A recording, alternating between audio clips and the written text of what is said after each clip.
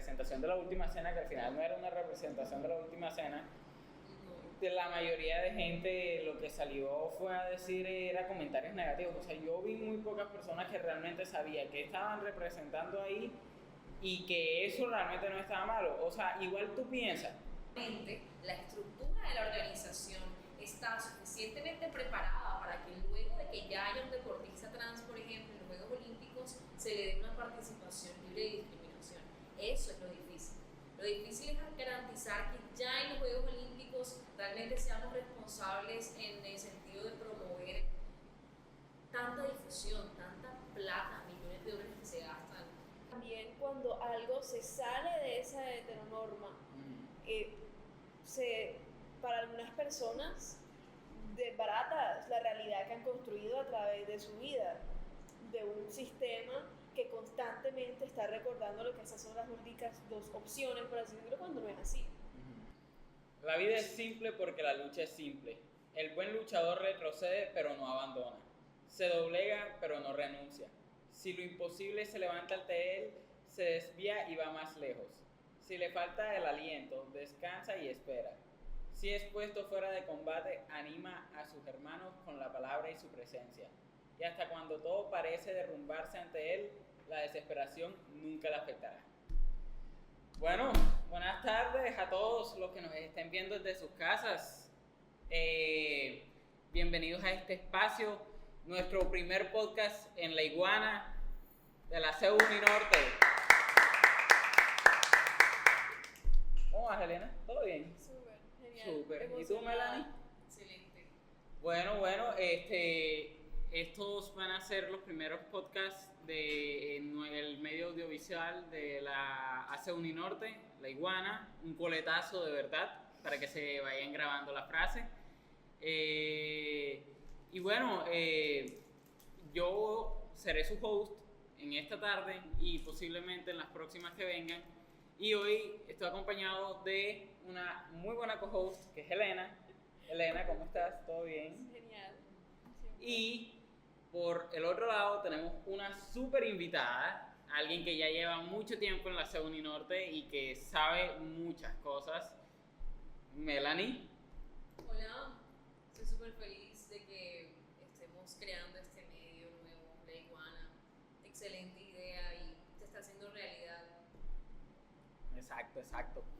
Bueno, hoy, viernes 6 de septiembre, juega Colombia contra Perú en Lima y también juega Colombia con Australia no estoy seguro, creo que es en Bogotá o en Medellín, por el Mundial Femenino Sub-20. Sí, las dos selecciones. Sí. Y estamos súper colombianos. No estamos mostrando marcas porque ustedes saben que... Sí, estamos full colombianos. Es más, a un miembro de la CEU no lo están viendo hoy, pero tiene la camisa de la Selección Colombia puesta. Ahí atrás, detrás de cámaras, en la producción. Bien patriotas. Bien patriotas todos, sí. Y bueno, en este primer podcast, vamos a hablar un poquito de un tema que tiene que ver con lo que estábamos mencionando ahorita, que es el deporte, pero también tiene que ver con la actualidad porque fue un evento reciente y ahora hay muchas personas que quieren entrar al deporte y de pronto tienen esa traba de no ser parte de una, por así decirlo, una identidad de género heteronormativa, por ejemplo. Entonces sí, hoy les vamos a hablar de la diversidad de género y el deporte. Vamos a estar hablando un poquito de eso y de lo que ha pasado últimamente en los Juegos Olímpicos. Y Mel, ¿a ti qué te pareció la introducción que se hizo en los Juegos Olímpicos? Como ¿cómo es que se llama eso? La presentación, La presentación. Sí. Okay. ¿Qué tal te pareció ese espectáculo? Bueno, el día que hicieron esa inauguración, yo estaba con un amigo y estábamos almorzando en un restaurante de comida rápida que en la hora de almuerzo sirven corrientazos y así. Suave. Y entonces tenían puesto en el televisor del restaurante la transmisión de los Juegos Olímpicos. Y había un poco de gente sentada, obviamente. Y algo full interesante fue ver de que en ese momento estaba en un espacio, tenía mucha gente, y la reacción de los señores, de la gente que estaba ahí sentada la verdad es que sí fue bastante controversial, pero muchísimos comentarios en las redes sociales y la gente allá en el restaurante, fíjate que se estaban riendo bastante.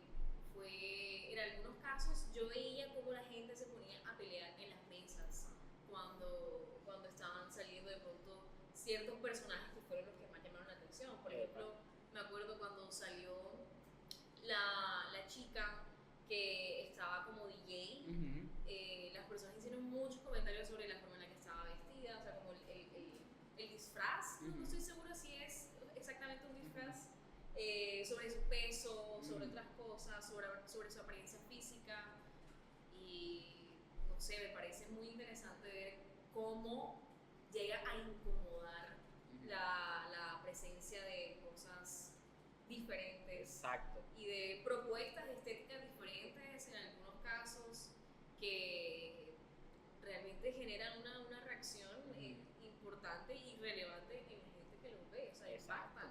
Que de hecho me parece positivo porque quiere decir que de alguna forma, como están incomodando es porque se están notando, entonces chévere eso. Exacto. ¿Y tú la viste, Elena? La vi, pero después. Después. Sí, la vi después, pero me pareció genial la cantidad de elementos distintos que se implementaron en la presentación. Me gustó bastante, creo que fue más o menos como al final de que hubiera una presentación de unas drag queens. Sí, la pasarela drag queen. Genial. Eso estuvo maquiavélico. Como mencionó Mela, pues sigue siendo lo que la gente habló mucho, Ajá. pero el que se diera el espacio de exposición, de muestra, fue disruptivo. Exacto. Pero es bueno que lo sea, es bueno que esté allí, es importante que se haya mostrado. Sí. Me pareció genial. Sí, y de hecho fue primera vez en la historia que hubo una representación de personas LGBT tan grande, y también fue la primera vez en la historia que, bueno, este dato no tiene mucho que ver, pero que una banda de una música tan pesada como es el metal.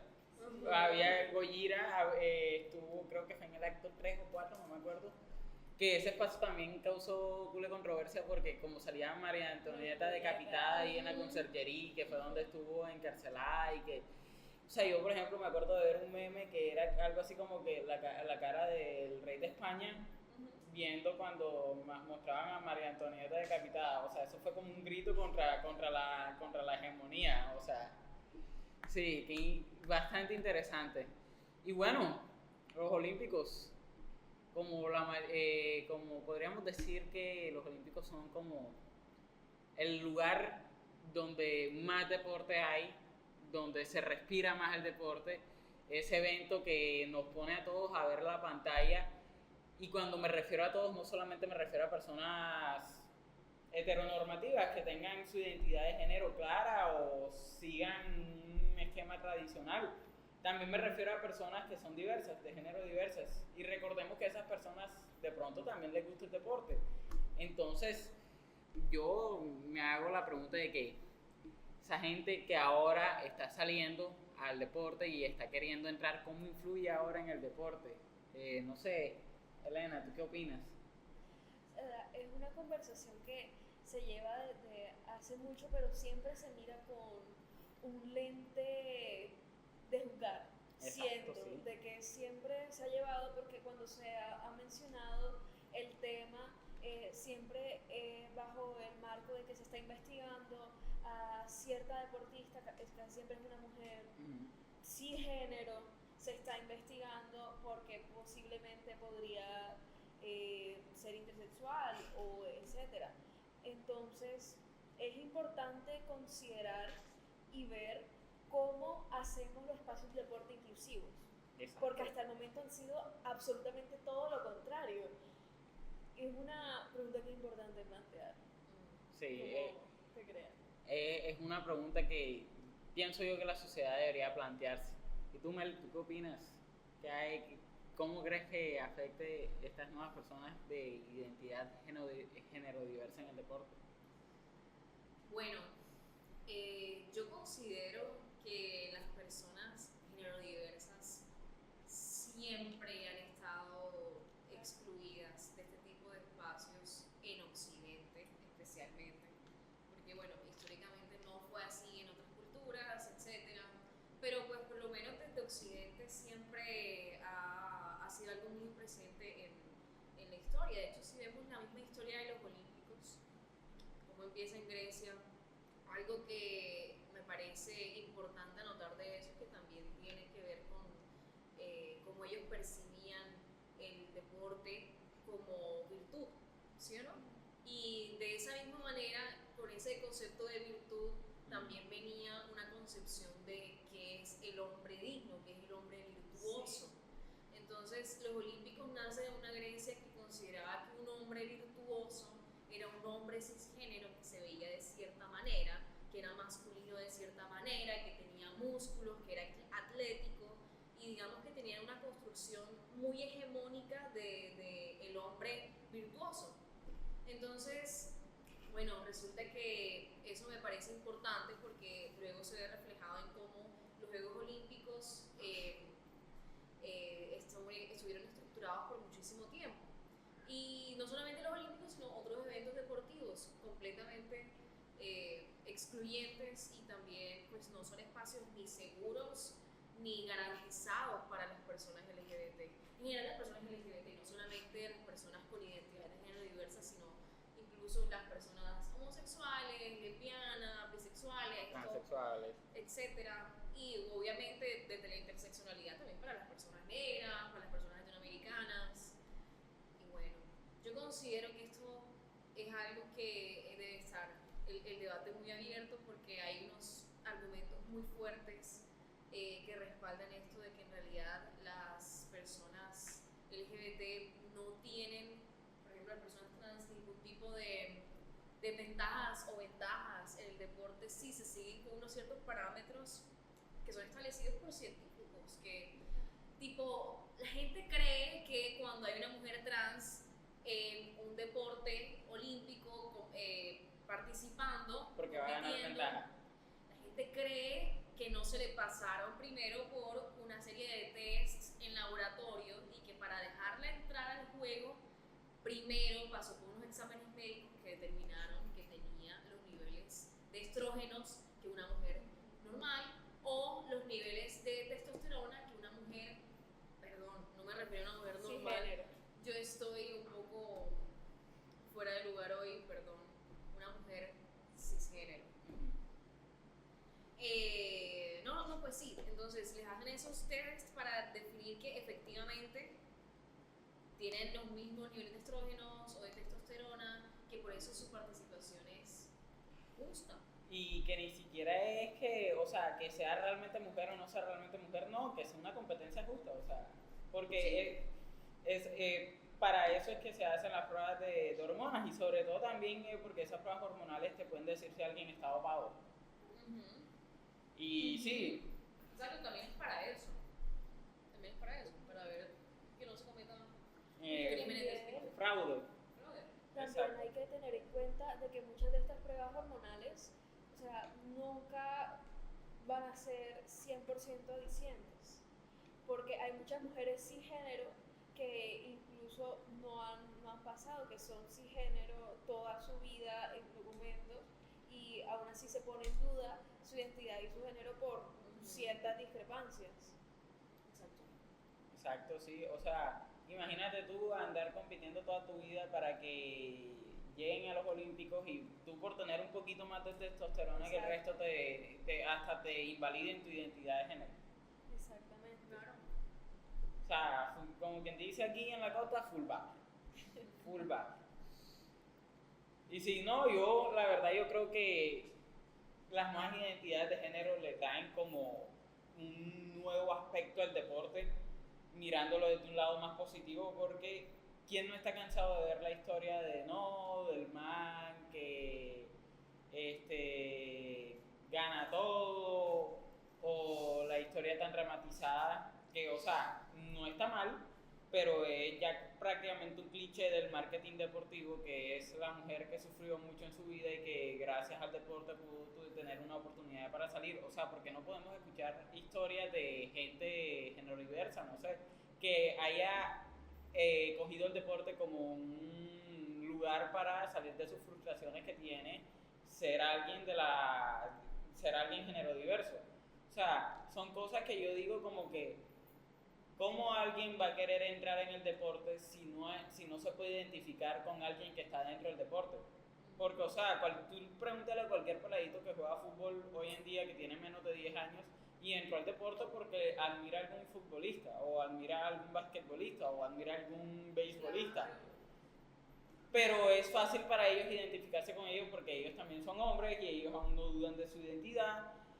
Pero tú imagínate un adolescente de 15 años que también quiere entrar en el deporte porque le está empezando a gustar el deporte y no vea con quién se puede identificar. O sea, no diga como que este espacio no es para mí, no hay nadie como yo ahí. Sí, yo creo que una de las cosas más chéveres y más importantes de esto de los referentes, o sea, como personas públicas con las que de alguna forma nos identificamos, que nos hacen de pronto vernos reflejados o ver reflejados nuestros sueños, lo que sea, eso es normal. Eso impacta sobre todo a los niños. Y algo que yo siempre he dicho, marica, yo por ejemplo escribo, y algo que yo siempre digo es que yo siempre he sido muy fan de la escritura, de escribir, lo que sea, pero porque yo nunca me soñé como una escritora, porque en la representación que había en los medios y en las películas, lo que fuera, probablemente las mujeres escritoras eran mujeres que tenían dificultad con el dinero y que estaban frustradas y que vivían solas en un apartamento y que todo el día estaban, y que usualmente en esas películas y en esas series siempre les retrataban como en pleno bloqueo creativo, entonces era como que estaban súper estresadas porque no podían escribir. Por eso yo nunca me soñé escritora, porque esas son las historias que hay en la media, entonces sí, eso es la importancia de la representación. Y de hecho ahora que dices eso, me acuerdo que la última película que yo vi, la madre de la protagonista era una escritora y estaba en un bloqueo creativo y hasta que no conoce un man no sale el bloqueo creativo. O sea, por ejemplo, total. Dios santo. O también muchas veces de películas que se centran en la escritora son películas así, o sea, de comedia en que se salva cuando conoce al man que tenía plata y le inspira a escribir siempre una novela de romance. sí. Las escritoras mujeres no pueden salirse del género romance. Y después el man le mete cacho y tal, la vaina, o sea. Ay. Ok. Bueno, continuamos con este lindo podcast que tenemos esta tarde lluviosa de un 6 de septiembre. Mira, ¿a ti te gusta la lluvia?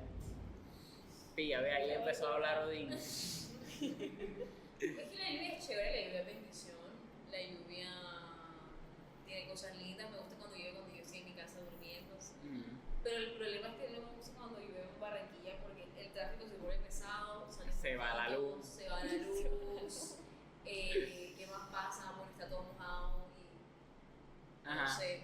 Se verdad todo. A mí me encanta la lluvia, o sea, yo de chiquito siempre me bañaba en la lluvia. ¿Y tú, Elena? Sí, también. Yo recuerdo que cuando era más pequeña era un evento. O sea, bueno, porque si llovía muy duro, a mi mamá le daba miedo que me enfermara, así que no. Entonces era como un equilibrio y decía, bueno, saca el traje de baño. Y de ahí salía mi mamá a veces una vez. ¿Se ponía un vestido de baño? Sí. Yo voy en ropa mía. No, mentira, es que lo que pasa es que allá en Santa Marta, donde pues yo pasé una parte de mi infancia, había piscina. Entonces la vaina era meterse a la piscina mientras llovía y eso era magia porque el agua estaba como calentita ya. O sea, la lluvia era fría y no sé por qué el agua de la piscina se sentía caliente, marica. Claro. Pero bueno, así como la lluvia le cae a cualquier persona de a pie, yo siento que estas preguntas que nos estamos haciendo hoy también le caen a cualquier persona porque esta es una realidad. Esto es una realidad, o sea, no podemos negar de que existen personas género-diversas y que es válido que existan, ¿verdad? Entonces, yo creo que deberíamos continuar con esta línea y preguntarnos lo siguiente: ¿qué piensa el ciudadano de a pie sobre estas nuevas personas con identidades de género diversas en el deporte? O sea, ¿cuál es la opinión de la gente del común?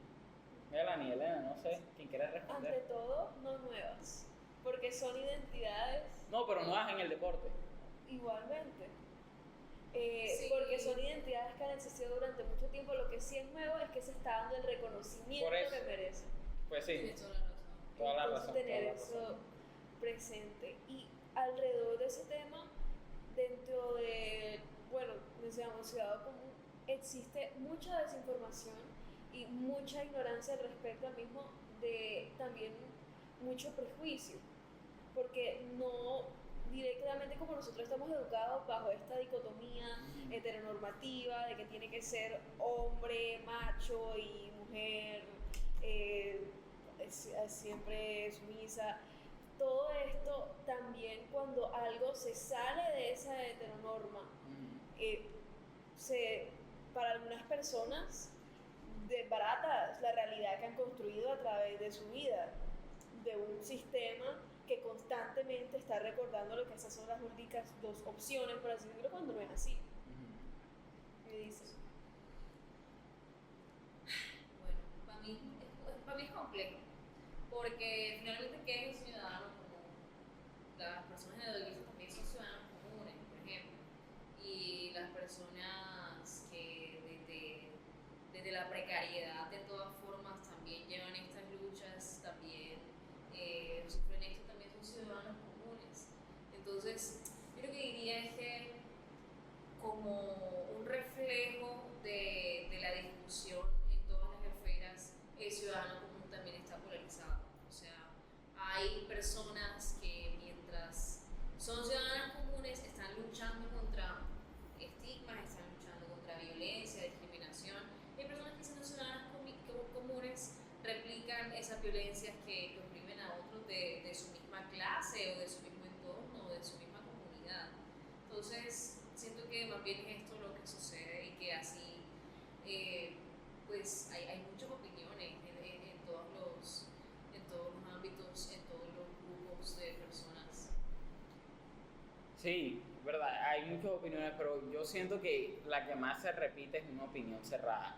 Porque, por ejemplo, cuando pasó lo de la pasarela del drag queen y que al final se hizo, y que la representación de la última cena, que al final no era una representación de la última cena, de la mayoría de gente lo que salió fue a decir, era comentarios negativos. O sea, yo vi muy pocas personas que realmente sabían que estaban representando ahí y que eso realmente no estaba malo. O sea, igual tú piensas, son unos olímpicos en París, o sea, una ciudad de primer mundo que siempre está a la moda, siempre está actualizada, es muy abierta. Si querían hacer una representación de la París de verdad, en una París de mentiras, así como pudieron haber hecho, que nada más existían personas que siguen la heteronormativa y que la cita bajo la noche estrellada con un vino y con un baguette. No, eso no solamente es París, París tiene muchas cosas. Así que era incoherente no mostrar algo de la comunidad LGBT. Sí. O sea, sobre todo en una ciudad como París. Sí, es que París de noche, París underground, Sí. París es una de las ciudades más revolucionarias del mundo en sus calles, en sus barrios. O sea, es que lo que sucede es que Europa, la gente de pronto tiene una concepción de que Europa es solo sus sitios turísticos, pero en esas grandes ciudades de Europa hay unas subculturas muy fuertes que son súper revolucionarias y que hacen parte de la realidad de esas ciudades. Y París es París. Entonces, Exacto. O sea, eso es como si hiciesen unos olímpicos en Berlín y no quisiesen mostrar nada de la cultura del race en Alemania. O sea, ejemplo, exactamente. es como, o sea, sería como hasta irrespetuoso, por así decirlo. Sí. Porque tanta gente que dejarías por fuera. Claro, demasiado. Y sí, o sea, las ceremonias de apertura de los Olímpicos siempre se ha tratado de mostrar de dónde se está haciendo los Olímpicos y mostrar esa cultura. Sí, O exacto. sea, por algo Segoyira se montó en la conserjería, por algo salió Madonna haciendo una representación con el baile que estaba haciendo de la cultura francesa, creo. Y por algo Celine Dion cantó una canción de Edith Piaf, por ejemplo, que es una de las cantantes más famosas de Francia. No incluir a ese espacio sería como quitar a Edith Piaf, por ejemplo. Literal. Concuerdo. Pero sí. Ay, Edith Piaf, tan bella. Icónica. Tan revolucionaria. Pero bueno, sí, yo siento que el ciudadano de a pie, el ciudadano común, al menos aquí en Colombia, por ejemplo, es muy cerrado respecto al tema. O sea, literal, yo veía publicaciones en Facebook y que no, esa gente, el organizador de esa vaina se va a ir para el infierno, que no sé qué, que cómo se le ocurre, cómo van a profanar la imagen de Jesús en la última cena. Sí, qué risa. O sea, brother, más desinformado no podías estar, porque si no es porque no viste la ceremonia. Y lo peor es que la mayoría de la gente que seguramente opinó no se vio toda la ceremonia. Seguramente. Que, o sea, no tiene nada de malo, pero hey, si tú ves toda la ceremonia, tipo, te das cuenta de que no era una última cena. Sí, no. Sí.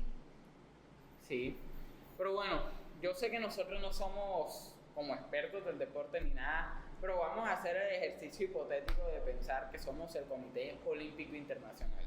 Ok. Complicado. Vamos. Un poquito complicado, pero yo quiero sacar de esto como una conclusión y mostrar que sí hay una respuesta ante este problema, por así decirlo, que tenemos, que es la inclusión de las personas género-diversas en el deporte. Entonces, si nosotros fuésemos el Comité Olímpico Internacional, ¿qué deberíamos hacer para incluir de una manera justa a estas personas en el deporte olímpico? ¿Tú qué opinas, Elena? ¿Qué deberíamos hacer? Tú mañana te pones de directora del Comité Olímpico Internacional. ¿Qué haces para solucionar ese problema? Que la respuesta es bastante compleja. Hay que plantearse una cantidad de variables y cosas. Como hasta ahora, el Comité Olímpico Internacional ha sido en sí mismo como institución una institución discriminatoria hacia la diversidad. Sí. Entonces, ante todo, se tendrían que replantear muchas cosas fundacionales de la misma y del cómo se manejan los olímpicos. Sí. Y yo no me puedo ir al funcionamiento de cada deporte porque yo no llego hasta allá, pero replantear sí la creación de espacios que permitan la participación, y no solo eso, sino también la protección de los deportistas, Sí. porque muchos deportistas están viviendo situaciones de estigma, situaciones de violencia, de discriminación, tanto como de las personas que miran el deporte como de sus compañeros deportistas. Entonces también como establecer medidas de protección, medidas antidiscriminación dentro de los mismos espacios, entiendo que sería un paso pertinente. Sí. Bueno, yo creo que es muy cierto lo que dice Elena, que el Comité Olímpico Internacional históricamente y los Juegos Olímpicos como institución históricamente han discriminado a las personas género-diversas. Yo creo que, sin embargo, están haciendo un buen trabajo en la parte de intentar incluir más deportistas género-diversos y darles esos espacios para participar. Siento que eso es algo que han ido mejorando durante los años, lo aplaudo, pero en que siento que les falta mucho en eso de la protección de los deportistas. Porque es que eso es lo que sucede siempre con la inclusión en lo que ni siquiera quiero decir inclusión, porque esa palabra pues no me gusta mucho, pero eso es lo que sucede cuando hacemos ese tipo de transiciones para darle espacios a más personas diversas en algún deporte o en cualquier cosa, si es en una universidad. Es que la parte más fácil del proceso es que se inscriban y que sean participantes. La parte más fácil del proceso es que se inscriban y empiecen a estudiar en la universidad. La parte más difícil es que luego de que entran, aseguremos que efectivamente la estructura de la organización está suficientemente preparada para que luego de que ya haya un deportista trans, por ejemplo, en los Juegos Olímpicos, se le dé una participación libre de discriminación. Eso es lo difícil. Lo difícil es garantizar que ya en los Juegos Olímpicos realmente seamos responsables en el sentido de promover tanta difusión, tanta plata, millones de dólares que se gastan en la publicidad de los Olímpicos y en la difusión de información y de, no sé, países publicitarios, lo que sea.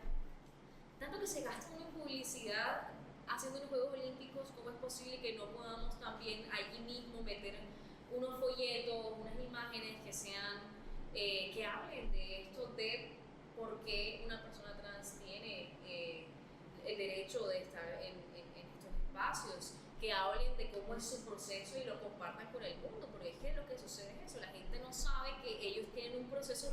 para aceptar a esos deportistas. Ellos tienen que también hacer que la gente se entere de eso. Tienen que hacer que la gente sepa cómo son esos protocolos. Y en un comercial, marica, sacarlo. Porque eso en realidad es lo que va a generar un cambio.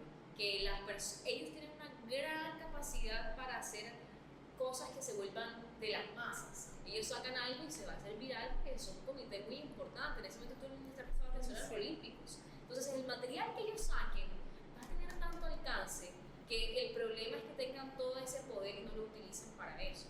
Exactamente.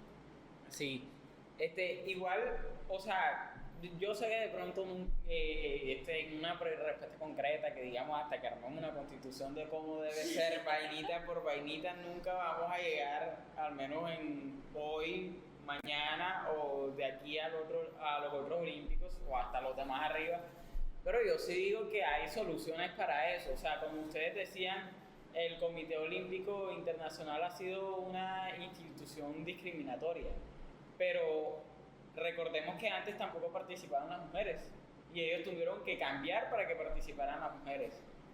¿Y por qué no pueden cambiar ahora nuevamente? O sea, lo están haciendo.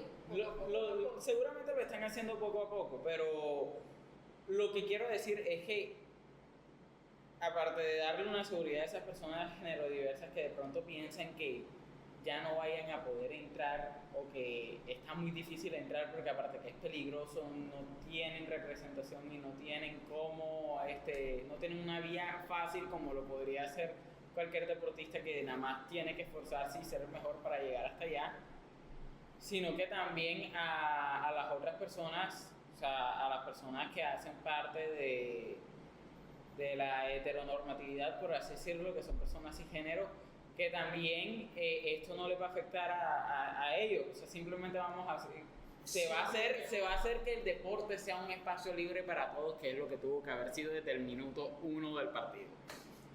Porque, o sea, tú imagínate que tuviésemos a una plusmarquista que sea género fluido, por ejemplo. Bacanísimo. O sea, es como si no le estuviésemos dando la oportunidad a gente que puede demostrar que hay nuevas maneras de hacer cosas en el deporte e innovar el deporte, o sea, volverlo mejor, y no les estamos dando ese espacio para que entren, ¿ya? Y eso no necesariamente va a tener que afectar a una persona que sea cisgénero. Así es. O sea, todos van a competir por igual. No creo que el Comité Olímpico vaya a hacer algo que deje una posición injusta para otras personas. Claramente no. Entonces sí, yo creo que hay soluciones. Por ejemplo, yo hace poquito estaba discutiendo con mi papá al respecto y él decía que se podía hacer como en el boxeo fuera de los olímpicos, que es por tallas. O sea, hay peso pesado, peso pluma, tal, eso es una posibilidad. Y a los boxeadores, ¿desde hace cuánto les sirve eso? Desde los años 1600, porque eso llevan haciéndolo como desde los años 50, 60 más o menos. Sí, porque... Va a depender igual de cada deporte. Sí, hay de pronto algunos deportes que ni siquiera cambien. Sí. Lo de la gimnasia artística, por ejemplo, o sea, como no es un deporte de contacto, eso no va a cambiar. Exacto. Nada más hay que sepa hacer lo que se debe hacer en el deporte, que no estoy muy seguro que es porque no lo practico, pero sí, hay cosas que inclusive no van a cambiar, es simplemente darle entrada a gente que también tiene y puede, y si quiere, puede hacer parte del deporte. Bueno, yo creo que hoy dimos una buena conversación, una conversación amena acerca de estas nuevas identidades de género. ¿Tú cómo te sientes, Melanie? Excelente, maravilloso. Qué buena conversación. Sí. Gracias por invitarme. Yo de nuevo me siento muy orgullosa de ustedes y de que estén haciendo las cosas realidad, porque yo creo que eso es lo más difícil, decir, wow, ¿cuántas veces nos hemos dicho en la señora de íbamos a hacer un podcast hace años? Y hoy es la primera vez que estamos sentados de esta manera, en un sitio que acondicionamos, que pusimos cámara, que producción, que el micrófono. Es la primera vez que realmente como que lo estamos haciendo, tomándolo en algo que se está logrando por esta nueva generación de la CEU. Es por eso también que me parece que el 2024 ha sido un excelente año y que lo va a continuar siendo. Entonces, nada, muy orgullosa de los pelados. ¿Y tú cómo te sientes, Helena? ¿Qué tal te ha parecido todo esto? Ante todo, como era feliz de que todo esto que estamos haciendo se esté llevando a cabo. Bueno, también etcétera, fue un trabajo de todos, por también como tú tomaste el liderazgo acá en Iguana. Realmente, felicitaciones. Me alegra mucho estar aquí hoy como co-host. La conversación me pareció magnífica, en especial en este marco que teníamos de la CEU, de este mes de actividades sobre género y diversidades, que hace un poco tuvimos un club de lectura al respecto. Todo, sí, todo queda genial y, o sea, solo veo lo que podemos hacer a partir de ahora. Sí, ya va a partir de aquí en adelante es para arriba, como quien dice. Exactamente. Yo, por mi parte, me siento muy orgulloso de que este espacio se haya dado. O sea, estamos aquí, somos como 6 personas, más o menos entre invitados, host, co-host y producción, somos como 6 personas. Y la verdad es que sí se hizo un buen espacio, O sea, nos tenemos que sentir orgullosos. Sí, que más o menos. Nos tenemos que sentir orgullosos de nosotros mismos, pero bueno, creo que sacamos buenas conclusiones de esta conversación. Creo que es un buen tema de conversación y espero que esto les inspire a las personas que están de sus casas de comentar estos temas en su familia, de comentar estos temas entre sus amigos, porque de a poquitos es que se va logrando el cambio. Entre que todos hablemos del problema, se va logrando el cambio. Así que fue un gusto tenerlas, chicas. Gracias a nuestros compañeros de producción, Miguel, Esteban. Y bueno, nos veremos en una próxima ocasión. Nosotros somos La Iguana, un coletazo de verdad desde aquí de Barranquilla, en la Zona Norte.